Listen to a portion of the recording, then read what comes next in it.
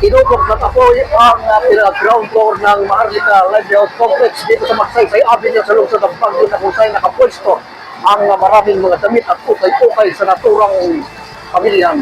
Nabulabog ang mga residente at mga turista sa Baguio City sa biglang paglabas ng makapal na usok na nanggagaling sa basement ng Maharlika Livelihood Complex bandang alas 9 pasado ng gabi kagabi. Ayon kay City Fire Marshal Mark Anthony Dangata na i-report ang naturang sunog bandang alas 9:11 ng gabi. Tinatayang aabot sa 1,500 square meter ng basement na bahagi ng gusali ang tinupok ng apoy. Bahagyang napiktuhan din ang pinakalabi ng gusali, ngunit todo bantayang mga bombero para hindi na kumalat pa ang apoy sa lugar. Dahil dito, isinarapan samantala ang haba ng Magsaysay Avenue, Lower Season Road, Harrison at Abanao Square para magamit ng mga responding mga pamatay sunog. Aabot sa mahigit sa 10 fire trucks maliban pa sa mga water delivery trucks sa mabilis na rumisponde sa fire scene kung saan ay tulong-tulong sila sa pag-apula sa apoy. Nakatuwang din ng BFP ang POSD, CDRRMO 911 on call para magbigay ng seguridad sa paligid ng Maharlika Complex.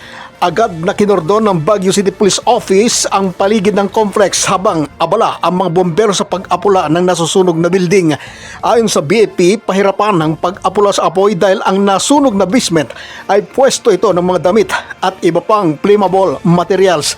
Pahirapan din sa pag-apula ang BFP dahil sa makapal na usok. Napatuloy sa pag-alimbukay sa entrance at exit ng basement kaya napagdesisyonan ang paggamit na ng oxygen. Ayon kay Baguio City Mayor Benjamin Magalong na napasugod din sa lugar para makitang personal ang sitwasyon kung saan ay sinisikap ng BFP na makontrol o makontain ang apoy para hindi na ito kumalat pa.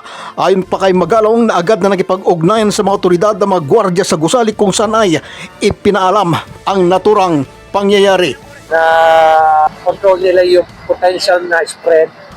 Pero yung main area pa na malakas pa rin ang sunog sa loob. Kaya you can see na kaitin pa rin yung sunog. They're doing their best to penetrate it.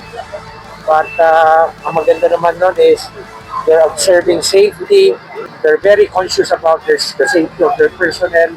Bandang alas 5:04 ng umaga ng linggo na ideklarang fire out ng sunog. Ayon sa Bureau of Fire Protection, inaalam pa ng otoridad ang sanhi at kabuang danyos ng naturang sunog. Mula sa Baguio City, Fredor Lyoda para sa mata ng Agila, Northern Luzon, matatag, matapang, matapat.